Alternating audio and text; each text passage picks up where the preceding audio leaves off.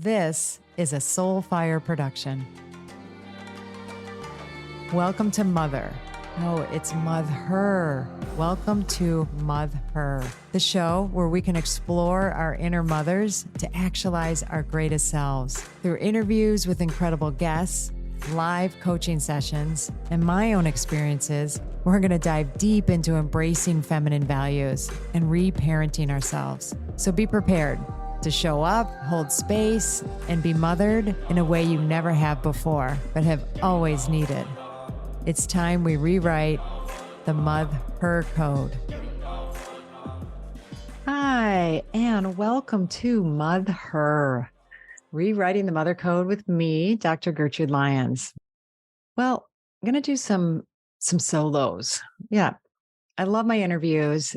I tend to not be able to stop talking because I love my guests.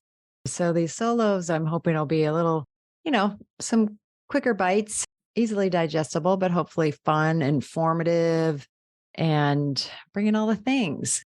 So I don't know, something hit me recently. I was in a conversation with somebody. I'm trying to recall actually, like when this just was like, wait, why do I apologize when I use the word or the phrase woo woo? Right. And that's what we do now, right? Oh, that's so woo woo. Or, well, sorry, but this is kind of woo woo. So have you ever caught yourself apologizing for something being too woo woo, too out there, or new agey?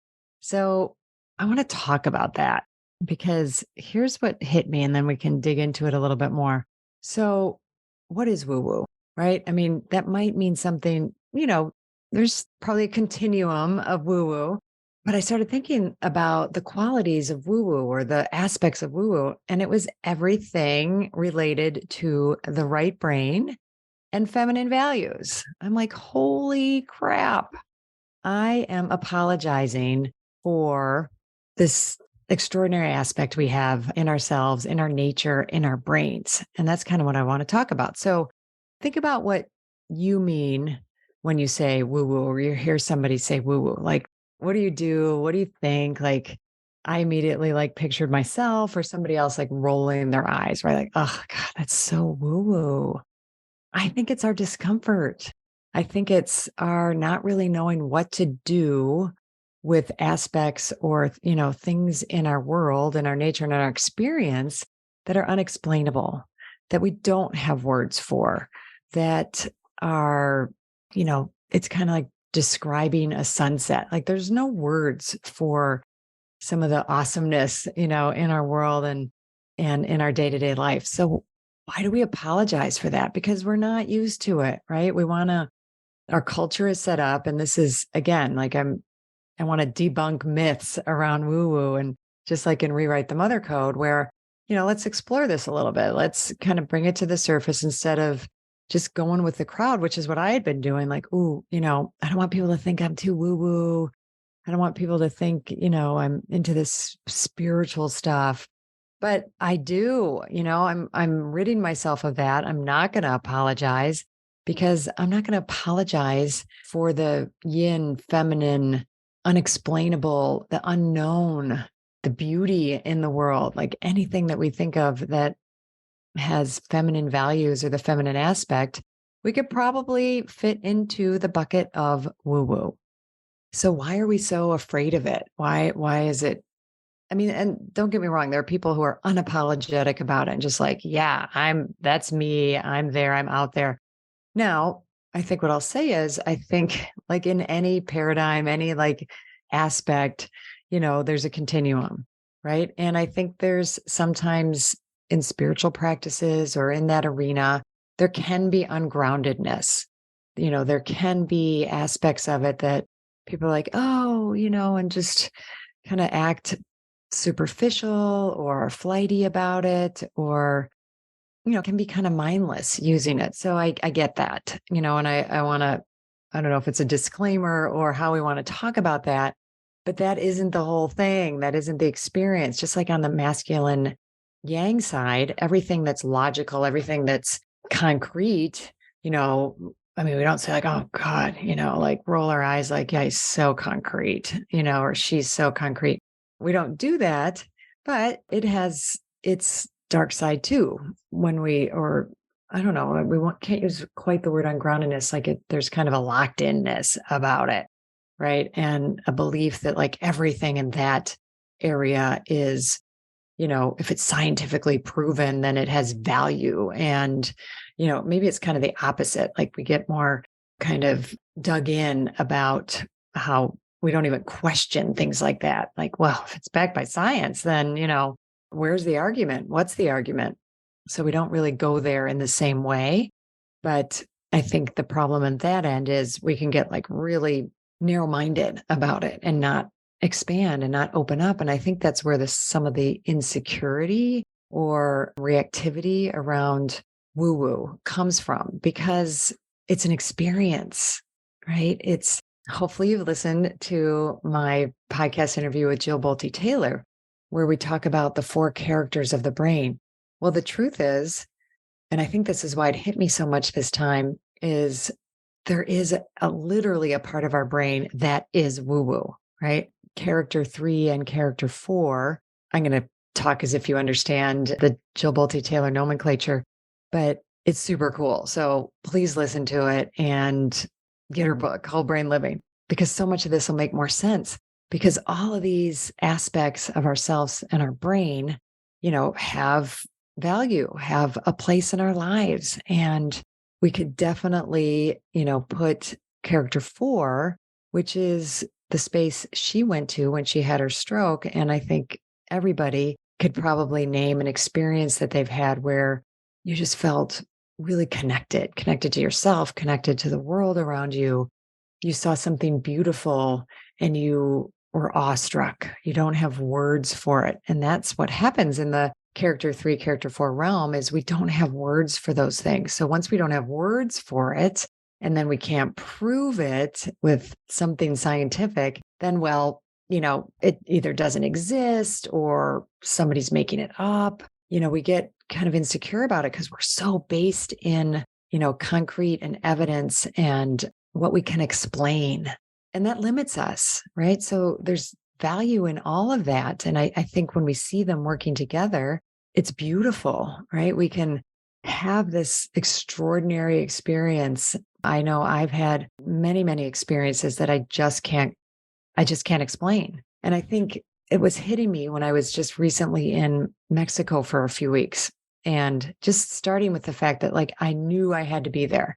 Yeah, I could say, the weather's good or nature. Yes. I'm not dismissing that, but I can't explain the intuitive sense that knew I needed to go there because I knew that's where I'd find the healing that I needed in that moment. I've been dealing with this blood clot issue for the last several months and, doing all the things and doing all the medical but I knew that the medication that I have to be on for this is strong and it's powerful and it has an energy. So while I accept that and I honor, the work that it's doing in my body, I also knew there was a toxicity to it. And I just felt this, right? I can't explain it. I don't know if there's some place to look up and prove this. I doubt it, but it's following that voice, following that like aspect of ourselves. It's just like, get yourself there. And then, upon arriving, I had a week of like full on woo woo. And it was phenomenal. I was so happy. And this involved this it wasn't all pleasant and this isn't all rainbows and sunshine. This involved me doing a sweat lodge. In Mexico they call them a temazcal, but it's a sweat lodge where you sweat, and it's led by a shaman, woo woo right there. What's a shaman know? Who's he? Like, what does he do? Like, think of all the words that come up if you're, a quack, a charlatan. I mean, we just don't even want to accept anyone that is in the field of healing that isn't our Western medicine model. No, I'm not saying we don't want to, but I have thoughts at times like, what is this all about? And is it real? But then I follow my experience, right? So my Western medicine doctor wasn't super happy about me doing the Temazcal because it raises your heart rate. And there's, things that you need to be cautionary about it. My more holistic doctor was like, oh my God, that's going to be the best thing for you. And then I checked in with myself, right? So that's about looking outside, talking to experts, getting their different opinions, but then tuning back in to what feels right to me. So I'm like, yep, I need to do this.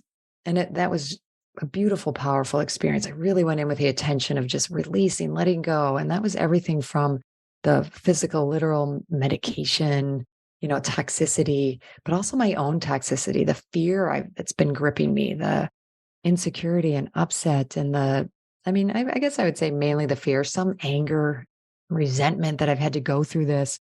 All of that was there. And I found myself like once I was in there, just gripping my hands and then releasing, gripping and releasing. And, through that process, I was started imagining the blood clot and everything that was like tied to it leaving my body. And, you go through several rounds. I also had this just incredible, beautiful vision of, as I mentioned earlier, there's four aspects of our brain, but that characters 1, 2, and 3 were actually bowing down to character 4. So character 4 is the ultimate woo-woo character, right? There are no boundaries between you and me. We are all one. We are part of the universe. We are magnificent beings, timelessness, no form, no matter, right? That's character 4. Hi, I'm so excited to share with you my 2024 Spring Equinox Self-Mothering Retreat that's happening this March 2024. And I would love for you not only to consider it, but to attend. But in considering it, hey, just knowing that you would be leaving cold weather, if that's the space that you're in, and coming down to just magnificently beautiful, warm, nourishing place of Zihuatanejo, Mexico. Zihuatanejo meaning land of the goddess women, and coming to really take time for yourself. Okay. And that I am learning more and more isn't just a nice thing to do or something extravagant or something selfish. It's essential. And I really want you to take it seriously, to consider, just think about what would it take for me to go. It's a 5.5-day retreat, getting from where you are, getting there, landing there, and then being in a space that is all about you. It's all about nourishing you. It's all about tuning into you, using everything around us, the nature, the food, the beautiful people, the rituals, ceremonies. I bring it, we really bring it. And we go deeper and deeper as the days go on, and we release, we let go, we bring in what is nourishing, what is empowering, what is that space of just really divine feminine energy. And we do it in the community of women. It's not for everyone. I will be honest, if the idea of leaving and not making it work, or it's just too hard, not for you. If the idea of, spending that amount of time inwardly focused and going to that level of self-awareness doesn't sound like something you're willing to do or put the time and energy into, then it's not for you. And it's good to know that, right? So this is for people who are serious about what it means to mother themselves, what it means to take time for ourselves, and that gift and what that gift can bring to us. It was originally right after my fall retreat. It filled right up, but now some people, it turns out, are not able to come. So I do have a handful of openings. And if you're listening to this and you're willing to take that step, please reach out to me. We can do a discovery call, or you can put a deposit down. I would love that. And you can do that by going to my website, www.drgertrudelyons, DrGertrudelyons.com. Go to events, and there you go. It'll all be there. There's a beautiful page there for you to explore. I look forward to hearing from you and then seeing you on my spring retreat.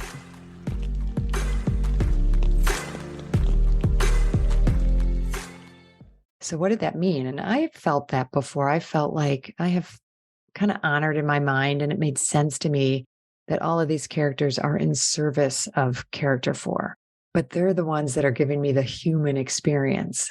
But character 4 is still the space for all those characters to help us access and help us be in touch with. So we remember that we're not just this solid mass of, human flesh. We are this miraculous, amazing being. So I have this, it's beautiful.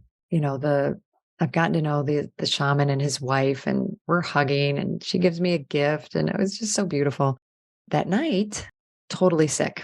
Now, it was so interesting. So I'm barfing my guts out, everything else, I won't go into full details, but I had a sense, again, a sense, this wasn't, I've had food poisoning. No, it doesn't feel anything like that. Like, oh, and it was this experience, really, I haven't had one quite like this, like where I'm in pain. I mean, this is really uncomfortable. It's like, ugh, I just want to lay down. And this went on for maybe about 24 hours. But I knew it was just a continuation of the release. Now, I couldn't prove that. Like, somebody maybe would have tested my blood, said, no, you had a pathogen, you had the stomach flu. I don't know. I didn't care. It was how I held it. And that's another part of this, right? How do we hold it? What's it mean to us? So there was just that, right? And then I had a lot of like really beautiful connections that week. I got some wonderful news about stuff. And, in the midst of all of that, and then I'll share one more experience because this was all encompassed in this week. Because even this one had me questioning. So my husband and I were getting massages like in our home with these two beautiful women who, we know and have gotten regular massage from. And I'm going to say, the space that we do it in is my office, my studio. And I have decked it out in, full woo-woo fashion. There's crystals in there. There's singing bowls. There's, I always smudge the room, and I've really intentionally created a beautiful space, but one for healing, for treatment. It's where I do my coaching sessions. It's where I journal. It's where I do my own ceremonies. I've really been imbuing this space for several years.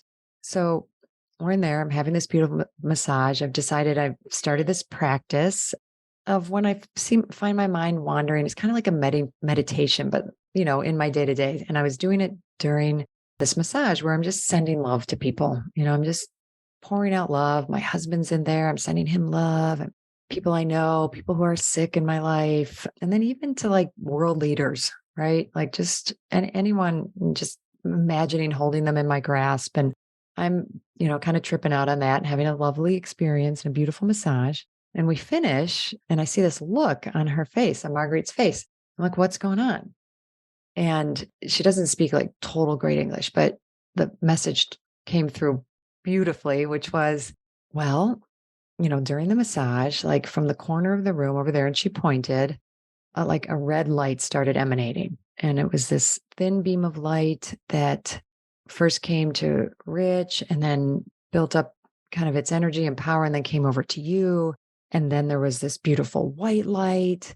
And I'm looking at her, I'm like, oh my gosh, like, well, maybe she's someone who sees light, and that's one of her gifts. How amazing and beautiful. I'm like, thank you so much. Like, this is so beautiful. I'm not even sure like what to do with it. And I said, is this something that, happens for you? And she's like, nope, never has happened. I was kind of scared, but then kind of had this sense or feeling that it was a good thing. It wasn't something bad or evil that was happening, but just that she had to check in with herself. But then the really extraordinary thing, I think, is the other masseuse saw it too, because, and they didn't disrupt their massaging. They just kind of kept going, but they looked at each other and, kind of gave each other some affirmation that they both saw this, everything's okay.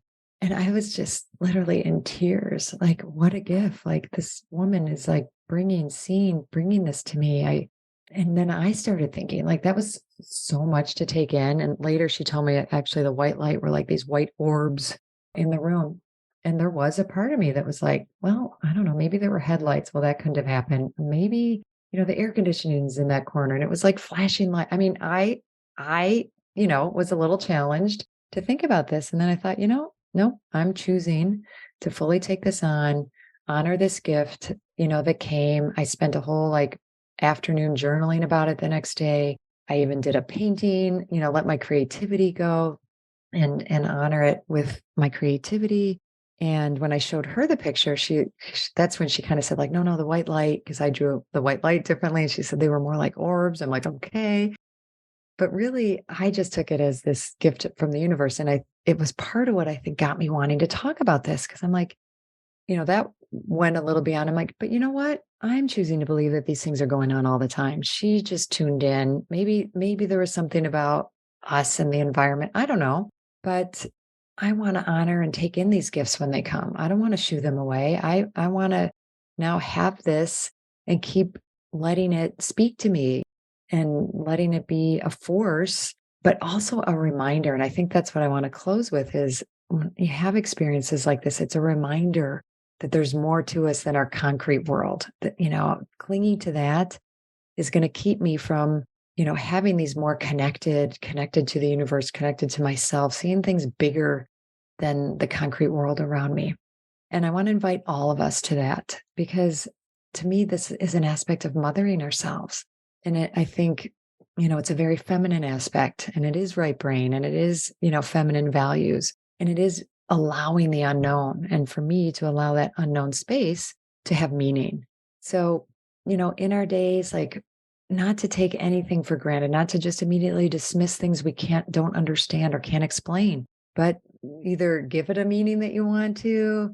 How do you want to be with it? I just want to really encourage you to notice. It's what I do on my spring retreat. I spend like that whole weekend just having us open up to the messages that are in everything from the food we're eating to like the bigger experiences that we're having, that healing messages, all that's there for us. Okay. And I also want to mention, I'm really hoping to have Julie Ryan back on because that was another reason I had a session with her and I don't know, we laughed about woo or something. And so this, it's like, wait, I don't want to laugh and dismiss that anymore. So we're not going to, we're going to keep talking about it. And I would love for you to join me on this journey. And I have one kind of closing reminder that I have a newsletter. And if you aren't subscribed, please subscribe. You can go to my website, drgertrudelyons.com, and sign up for it. Each month, I send out unique mothering insights, event announcements, resources to help you support you on your mothering woo-woo, where that's the case, journey. So I really want you to be empowered and informed. So much of this is about getting informed. So the link to subscribe, it's actually going to be in my show notes also. And again, visit my website, drgertrudelyons.com. So thank you. Go have the most beautiful, unexplainable, magnificent day. Thank you so much for choosing yourself and taking the time to listen to this podcast. As always, please rate, review, and subscribe to subscribe to Mother. It helps other people who need this message, aka all women, well, actually everybody, men included. I'm honored to have you on this journey in mothering yourself. Remember, change is uncomfortable, but it's beautiful and it starts with us. And if you can't wait until next week's episode, follow me on Instagram and LinkedIn at Dr. Gertrude Lyons or at my website, drgertrudelyons.com. I'll see you next time.